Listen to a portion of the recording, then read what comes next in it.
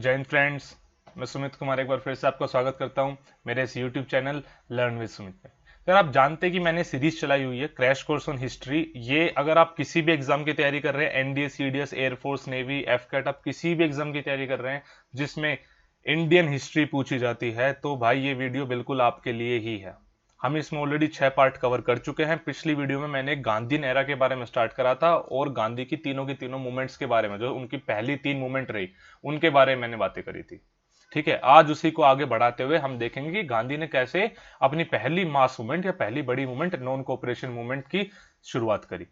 कुछ लोग बोलते हैं कि नॉन कोऑपरेशन मूवमेंट के टाइम पे ही अगर गांधी उसको वापस ना लेते तो शायद भारत को आजादी तभी मिल जाती। तो क्या वो सही थे? क्या उनका वापस लेना मूवमेंट सही था या गलत था? इन सारी बातों पे मुझे आज आपसे बात करनी है।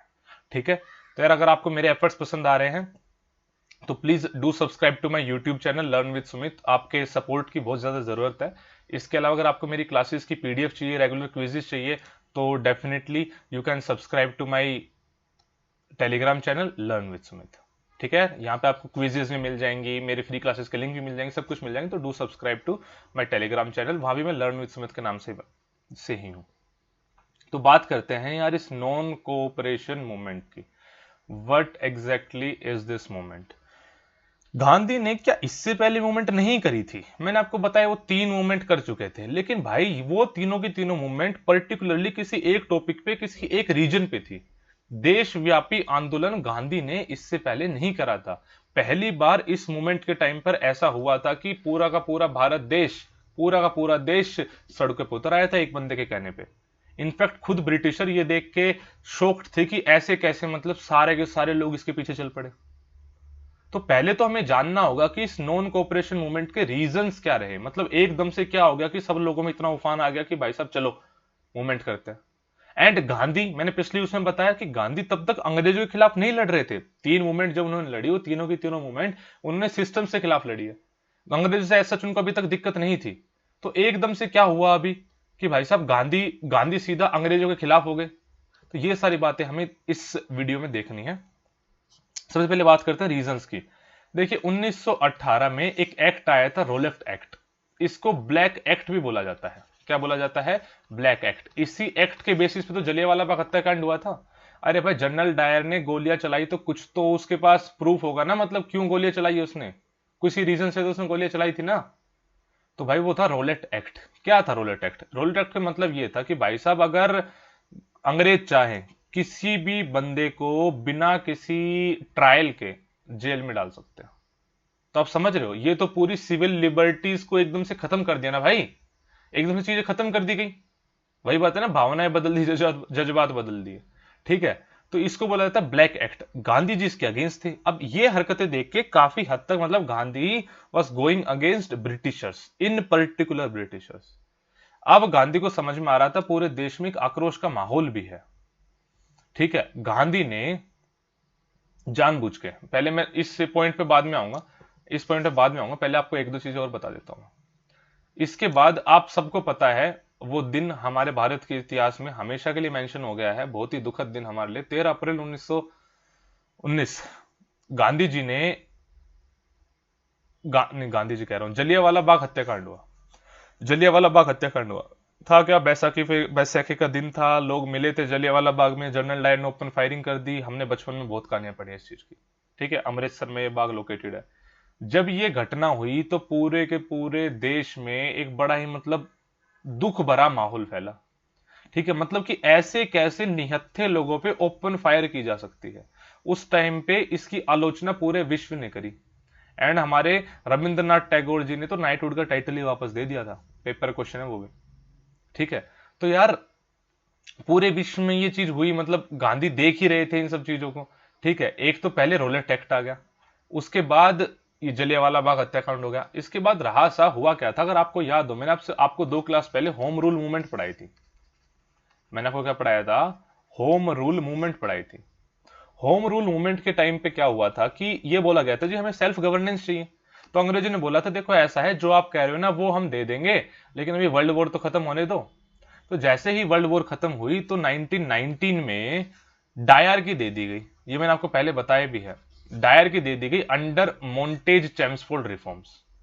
मोंटेज चैम्सफोर्ड रिफॉर्म्स के अंदर डायर की दे दी गई। मतलब डायर की मतलब कुछ मुद्दे ऐसे जिसपे सिर्फ मतलब सेंट्रल गवर्नमेंट रूल बना सकती है, वो उन्होंने अपने पास रख लिए, कुछ ट्रांसफर कर दिए कि हाँ जी चलो इन पे आप भी बना लो, प्रोविंस को दे दिया वो। जैसे एजुकेशन, हेल्थ, ये सब दे दिए प्रोविंस को। एग्रीकल्चर जो जिम्मेदारी वाले हैं, जो मेन डिपार्टमेंट है, जैसे कि मैं आपको बताऊं यार, फाइनेंस, डिफेंस, ठीक है, सारे इंपॉर्टेंट इंपॉर्टेंट डिपार्टमेंट अपने पास रख लिए। ये चीज हमें चाहिए नहीं थी, तो अल्टीमेटली कांग्रेस भी बड़ी दुखी हुई इस चीज से कि यार मतलब हमने मांगा था क्या, दे दिया क्या। तो गांधी को क्या समझ में आया कि पूरे देश में ना एक आक्रोश का माहौल पैदा हो चुका है, इस आक्रोश के माहौल का फायदा मुझे उठाना चाहिए एक मूवमेंट के रूप में। गांधी ने कहा एक मूवमेंट लॉन्च करते हैं। ठीक है, उससे पहले उनको बेसिकली एक ट्राई बॉल खेलनी थी। उसके लिए उन्होंने पूरे देश में उन्होंने देखना था कि क्या सच में पूरा देश तैयार है। उन्होंने नेशनल प्रोटेस्ट डे का ऑर्गेनाइज करा 6 अप्रैल 1919 के, अगेंस्ट रोलेट एक्ट। वो देखना चाह रहे थे क्या मतलब मेरे कहने पे सारा का सारा देश मतलब कुछ करेगा। तो प्रोटेस्ट डे और सक्सेसफुल रहा।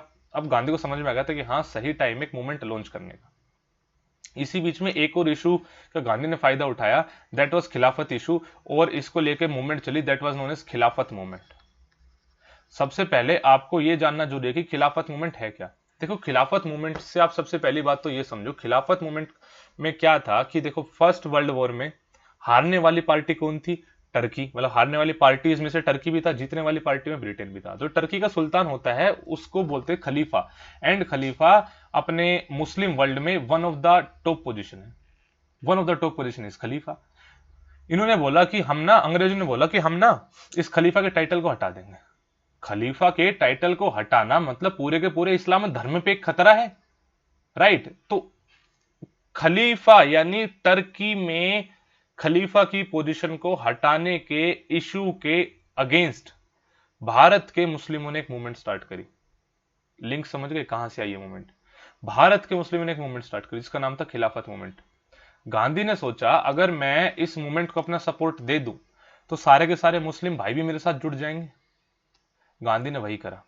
गांधी ने वही करा। सबसे पहले तो मूवमेंट स्टार्ट किसने करी थी, अली ब्रदर्स ने करी थी, Maulana Mohammad Ali and Shaukat Ali. Paper question है अभी। गांधी ने इस मूवमेंट को सपोर्ट करा, इसके चलते गांधी को खिलाफत कमेटी का प्रेसिडेंट भी बनाया गया। ठीक है, गांधी ने नॉन कोऑपरेशन मूवमेंट एंड खिलाफत मूवमेंट को एक कर दिया। पहली बार ऐसा हुआ था इतनी बड़ी मात्रा में पूरा देश का youth including Hindus and Muslim एक होके एक प्लेटफॉर्म पे लड़ रहा था। बहुत ही जबरदस्त मूवमेंट चली, बहुत ही जबरदस्त मूवमेंट चली। इससे पहले इतनी बड़ी मूवमेंट कभी किसी ने ना देखी थी भारत में, कभी किसी ने। 1857 का विद्रोह, विद्रोह था वो, मूवमेंट नहीं। गांधी ने मूवमेंट चलाई, गांधी के पीछे पूरा देश गया। मास मूवमेंट जिसमें बहुत ज्यादा भीड़ हो, ये सिर्फ और सिर्फ गांधी ही चला पाए हैं।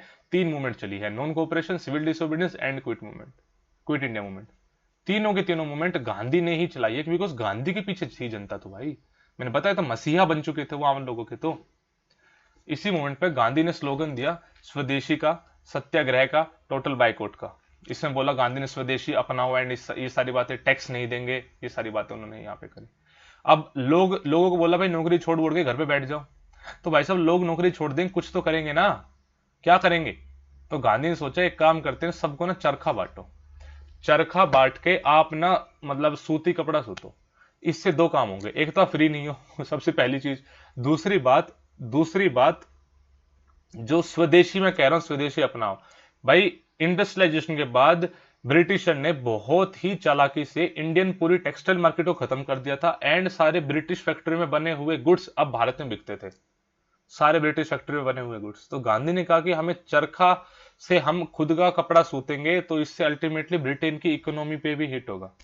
तो इस मूवमेंट के जो सिंबल बना, चरखा बना। मूवमेंट का सिंबल चरखा बना। ठीक है जी। स्वदेशी के आइडिया के अंदर जामिया मिलिया इस्लामिया यूनिवर्सिटी स्थापित करी गई अली ब्रदर्स के द्वारा। जामिया मिलिया इस्लामिया भी बहुत ज्यादा न्यूज में थी, दैट इज वाई इस बार के लिए बहुत ज्यादा इंपॉर्टेंट बन जाती है। प्रिंस ऑफ वेल्स ने गांधी जी को शांत कराने के लिए एक गुडविल मिशन भी भेजा, बट गांधी कहां रुकने वाले थे। गांधी तो निकल पड़े थे अपनी राह पे। पहली मूवमेंट, इतनी बड़ी मूवमेंट, खतरनाक लेवल पे, मैं कह रहा हूं खतरनाक लेवल पे, मतलब गदर ही मचा दिया गांधी ने। ठीक है, लेकिन अब धीरे धीरे जैसे ही मूवमेंट प्रोग्रेस हो रही थी, जब भीड़ इतनी ज्यादा इकट्ठी होने लगी, हर जगह तो गांधी मौजूद नहीं है और ना ही हर जगह गांधीवादी भी मौजूद है, तो धीरे धीरे कुछ कम्युनल राइट्स होने लग गए, कुछ दंगे फसाद होने लग गए हिंदू मुस्लिम के नाम पे। सबसे पहला इसका one of the most important incidents कह लो इनफैक्ट तुम, ये आया था मोपला। मोपला रिबेलियन के नाम से भी जाना जाता है, आज के टाइम के केरला, मालाबार कोस्ट केरला। वहां पे था क्या, जिनकी जमीन थी वो थे हिंदू, लेबर जो लेबर थे, काम करने वाले थे, वो थे मुस्लिम्स। उनके बीच का आपस नॉर्मल एग्रीकल्चर क्राइसिस था कि भाई वो कह रहे थे तनख्वाह बढ़ा दो, कह रहे थे नहीं बढ़ाएंगे, मतलब बात एग्रीकल्चर से रिलेटेड थी। एंड इसने धीरे धीरे हिंदू मुस्लिम का, यानी ये समझ लो कम्युनल राइट्स का वो ले लिया, इसने मुख ले लिया। ठीक है, वॉयलेंट होने लगी मूवमेंट। ऐसे ही कुछ इंसिडेंसेस हिंदू मुस्लिम के एक दूसरे के अगेंस्ट क्या है, कानपुर और भी यूपी के बहुत सारे एरियाज में। भाई गांधी को लगा कि ये सब करके थोड़ी ना हम मतलब कुछ कर सकते हैं।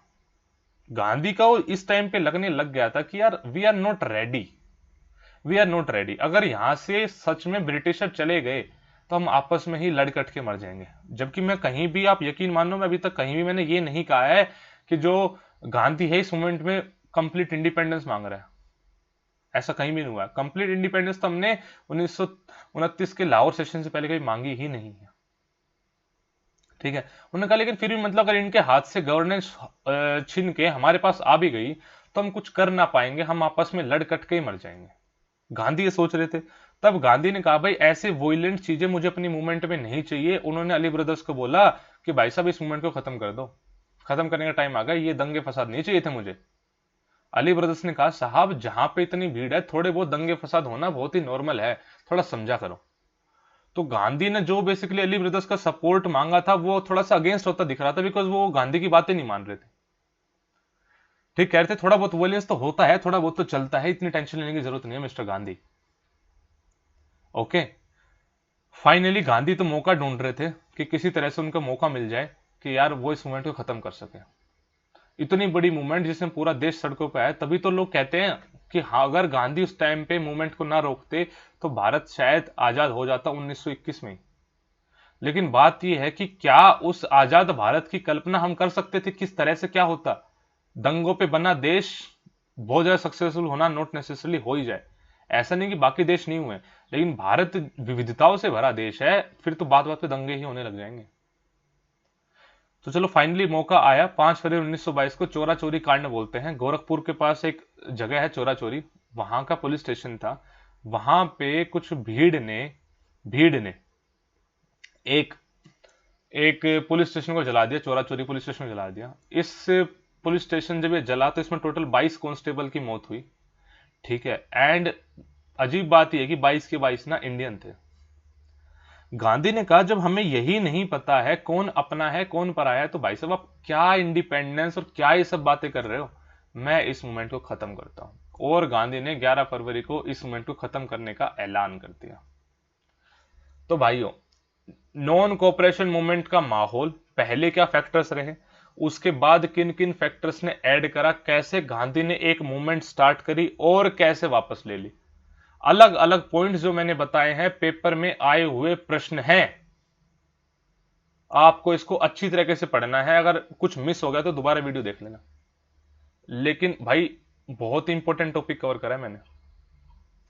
अगर आपको मेरे एफर्ट्स पसंद आ रहे हैं तो भाई साहब सबसे पहले तो obviously do subscribe to my YouTube channel learn with Sumit. अगर आप स्पेसिफिकली तैयारी कर रहे हैं एनडी एयरफोर्स एक्शन वाई या नेवी की, तब मुझे अन अकेडमी फॉलो कीजिए। बहुत सारे बच्चे आज के टाइम पे वहां पे मुझसे पढ़ रहे हैं, आप भी पढ़िए, फायदा उठाइए। अगर आपको पीडीएफ चाहिए तो मुझे टेलीग्राम पे फॉलो कर लीजिए भाई। ठीक है, बाकी कोरोना के इस समय में अपने आप को सुरक्षित रखिए, अपनी फैमिली को भी सुरक्षित रखिए, एंड पढ़ते रहिए, मेहनत करते रहिए। जय हिंद, जय भारत।